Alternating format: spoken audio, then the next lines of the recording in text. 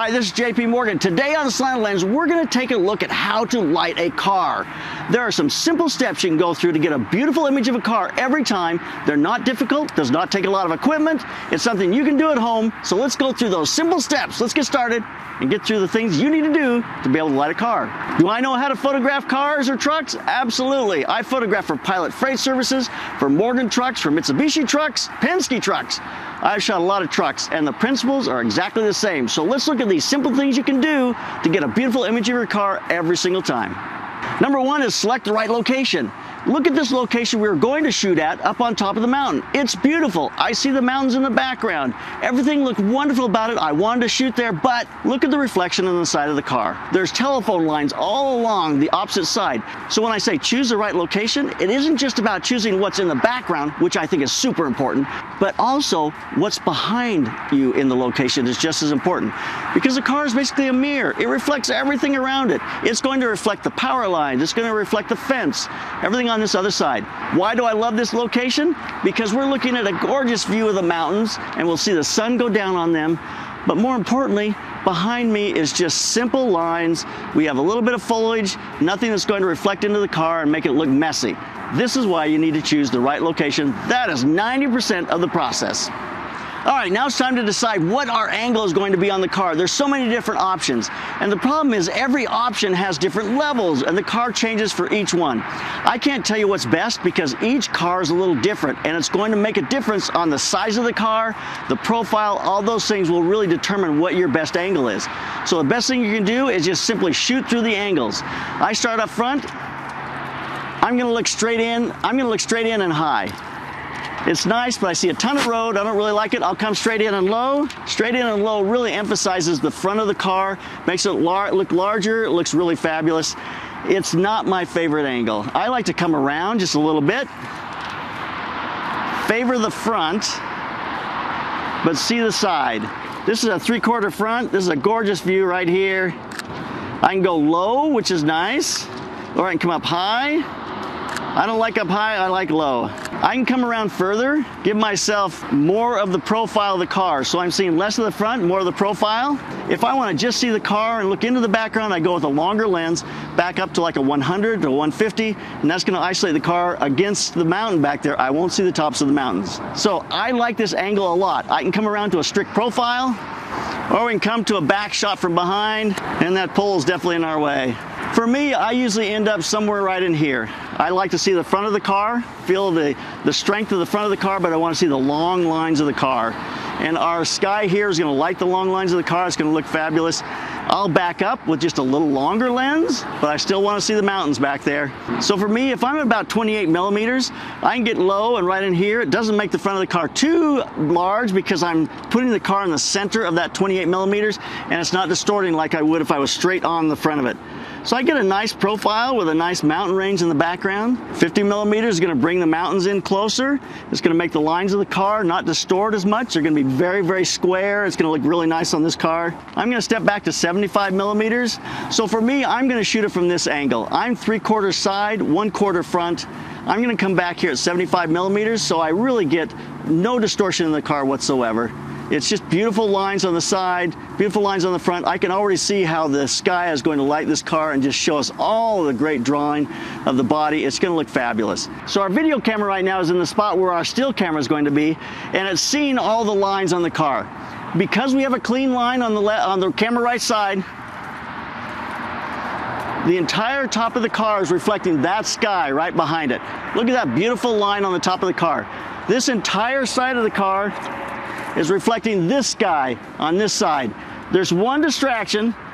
There's a little bit of a tree right here, and it's a little bit of that house, but as that house gets darker, that'll blend in really nicely. In the front, because we've got this big sky up here, we've got a beautiful highlight across the front of the car, which is showing us these two dents, shouldn't call it a dent, these two lines in the car. Julie said, how about that telephone pole? That's gonna get in your shot. Going, it doesn't, because the angle of incident that I'm looking at for this right now is right out there. That telephone pole would have to be right here to be in our way. So right now we're in the perfect spot. We have clean lines all the way around the car. We have beautiful sky there, all the way around to there, and that's gonna light every single angle of the car. Anytime there's a change in the shape, you get a highlight on one side, you get a shadow on the other side. That gives us dimension. Highlight, shadow. All these lines come up on the chrome, highlight into shadow. This line here, highlight into shadow. A little bit of shadow on the back from the mountain back there. Every line of this car is completely drawn by the sky around it. Now, if I can't stand this stuff over here, I can put a foam core, a big piece of foam core on the side here, just out of frame, and that can cut that line there. I can raise it up and just find the point where it gets rid of the trees back there. I use the V-flats, just to unroll them here and bring them up so it just cleans that line. But I don't need to here. This little bit of foliage is gonna blend in, it's gonna look really nice. So this makes you look like a hero. The art director or your client goes, wow, you lit that car, it's so amazing. Yes, I did, I lit it right there. Yes, I did, I lit it. Actually, I didn't do anything. I parked it. I parked it right there. That's what I did, I parked it right there. If you're getting reflections you just can't stand, put a polarizer on your camera. As you twist that polarizer, it'll slowly get rid of some of these reflections. I don't want to kill all the reflections in this car because that's what's lighting it. But if I had something that really bothered me, I would maybe take a little bit of it out using a polarizer. So that's something you can try. Why does the light work so well right now? Because I chose the right time of day. It's not in bright sunlight, it's in the shade. That allows the whole sky to become a reflector like softboxes and draw the lines around the entire car. You have to shoot at the right time of day. That last 30 minutes before the sun goes down into about 20 minutes after the sun goes down will look fabulous on the car. We're just gonna shoot away. So choose the right time of day. That's super important. So why do I have strobes? If the light is so gorgeous here, why would I put strobes up? I learned a long time ago that you can get beautiful light from the sky around you, but just a little kiss with the strobes gonna open up the shadows and it just makes the car even a little brighter on that background and it makes them look fabulous. So we're gonna turn these strobes on, just give us a little bump, and I usually put the first one up front. I want to open it up from the front, but then I've got to find a spot where I can hide the strobe in the grill or someplace where you won't see it. I don't want softboxes on them. I don't want big modifiers because I don't want something creating a big highlight on the car. I have highlights. I just want something to open up the shadows. So I'm going to bring the strobe around and I'm going to try to drop it low and hide it into the front of the car, maybe into the headlight, maybe into the grill. I'm going to put some warming gels on the car right now. You're not going to see a lot of it, but it's just going to warm up the light a little bit and it's going to feel a little nicer for the background. So putting some, I'm going to put a full CTO on both the front and the back. The light is hitting the back of the quarter panel. I see that dot in there. I don't want to have to retouch it. I'm going to move that light around just a little bit. So I took these strobes, I aimed them up because I don't want any of the strobe light, or as little as possible of the strobe light on the ground. I want it to be on the car. It will open up the ground a little bit. I've gone to the orange just to give it a little bit of color to make it feel a little more inviting because it's so blue out here now when the sun has gone down. But it still looks really good. I could shoot without the strobes and it would still look wonderful here. I'm chasing this with the shutter. I started out at a 200th of a second so I could sync to the strobes, and I've gone down now to 1/20th of a second as it's gotten darker, and that just keeps opening up the ambient light. I'm gonna in fact go a little further. I'm gonna go down to 1/10th of a second here.